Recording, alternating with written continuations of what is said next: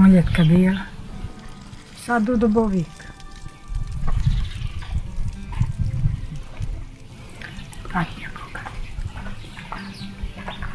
Džabe zemlja, neće niko zemlje.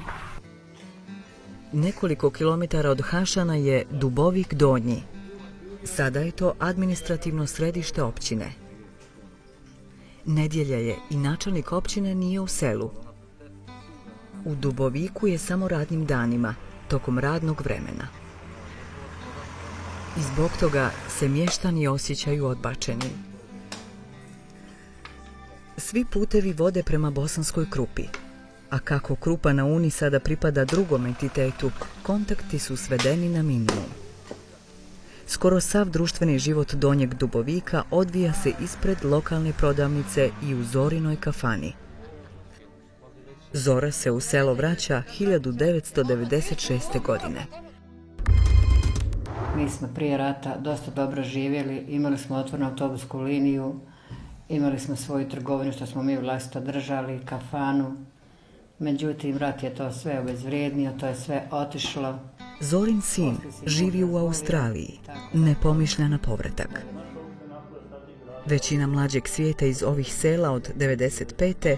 sreću traže daleko odavde, jer u Krupi na Uni još ima sela bez vode, struje i telefona. Kakav je to život, znaju oni koji su se vratili. Većina ovog naroda, uglavnom mlade populacije, pre rata je živjelo i radilo u Zagrebu. Rat je učinio svoje, oni su se morali vratiti ovdje. Tako da većina tih mladih ljudi sad nezaposlena.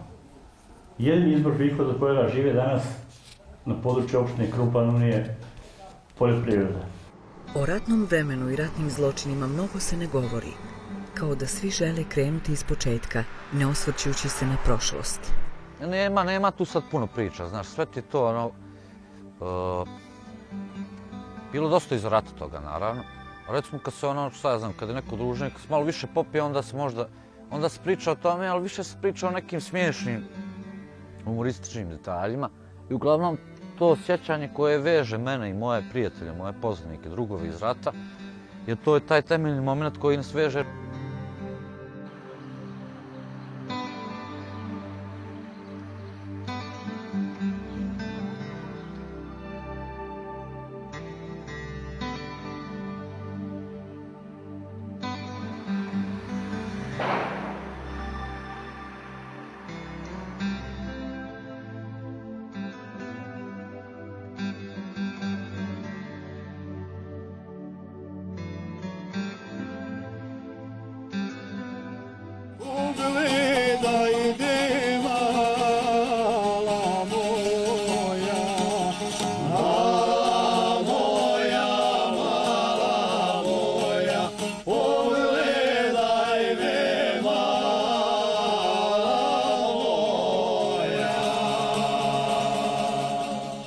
Općina Treća, Bužim.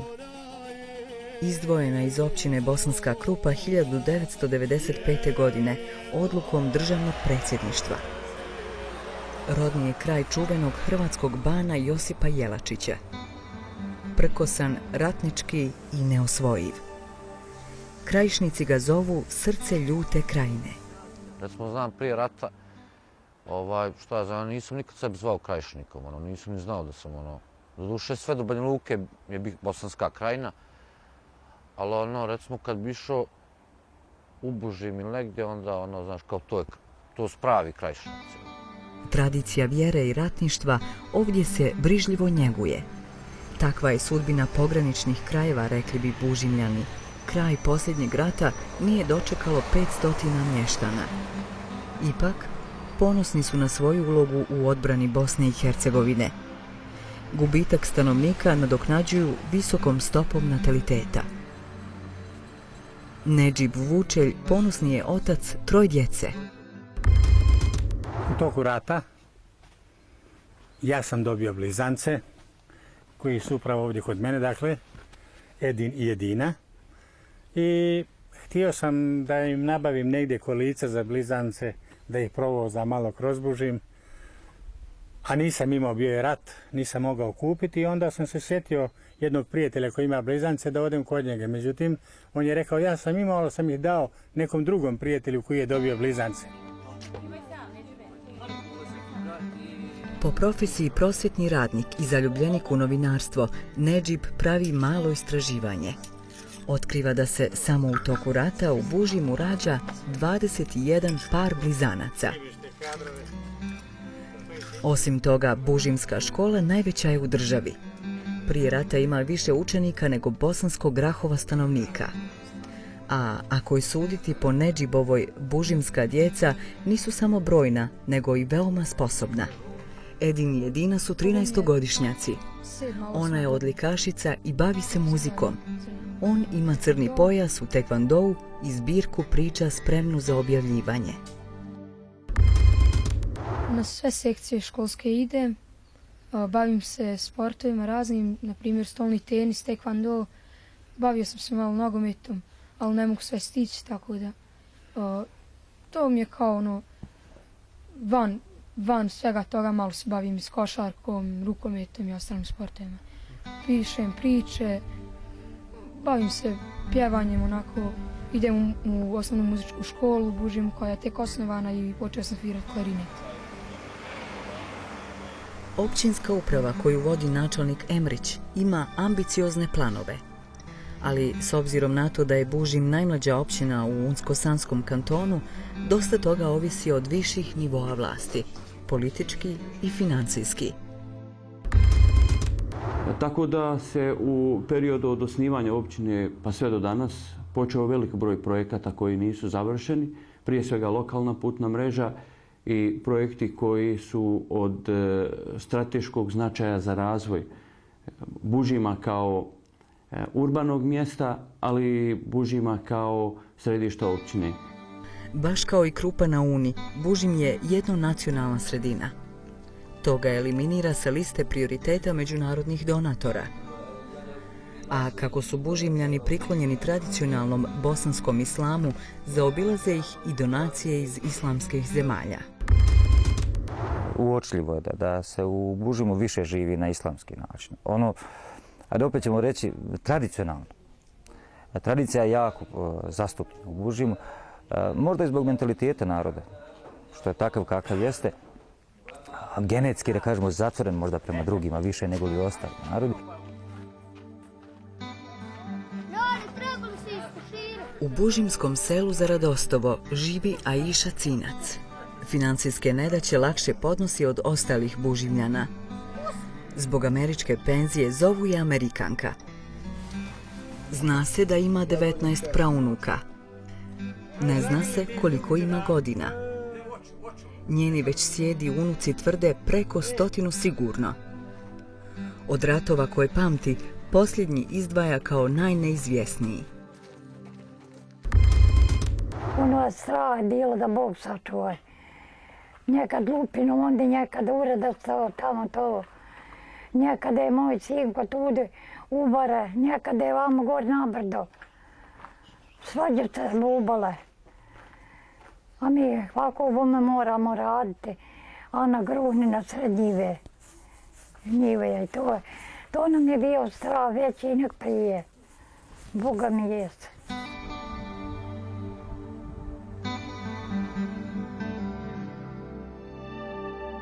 Bosanska Krupa, 15 godina poslije.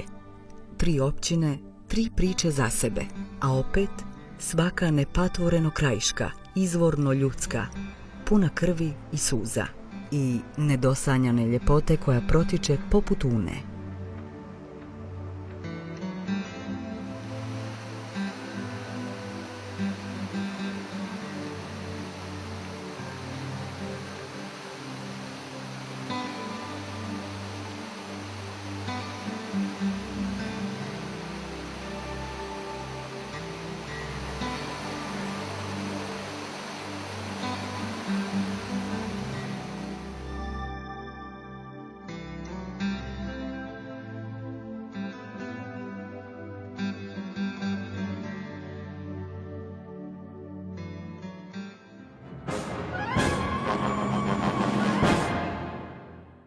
21. april 1992. godine.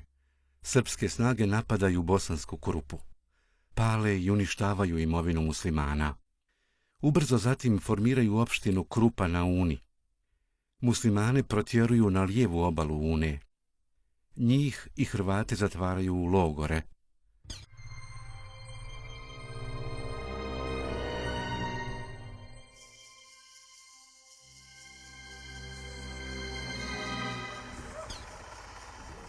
U selu Arapuša zatočenike drže u muslimanskim kućama. Kad smo došli u Arapušu, sutra su ujutru doveli mi muža i tog Palića. U Palića je oko do ovde vjeslo kako su ga tukla. Muž mi je bio sav od u krvi, ono. I nakon sat vremena došla su trojica orlova i kroz vrata su pucali, ubili jednu Sedić. 20 godina je imala Sedićka. Bila je trudna. Dijete živo u njoj, ona mrtva. I utrčali su u ovu sobu. Nas je bilo 1:40 u jednoj sobici maloj. Predsjednik ratnog predsjedništva Bosanske Krupe, Gojko Kličković, izdaje naredbu iseliti muslimane i Hrvate iz opštine pod njegovom kontrolom. U skladu s ovom naredbom, 1. maja 1992. godine izvršni komitet mjesne zajednice Arapuša zajedno s lokalnim komitetom za izbjeglice i komandom bataljona izdalo je instrukcije o evakuaciji svih stanovnika Arapuše i izbjeglica. Ukupno 460 ljudi. Prema podacima Haškog tribunala, u maju 1993. godine je iz Krupe na Uni protjerano oko 43.000 muslimana i Hrvata.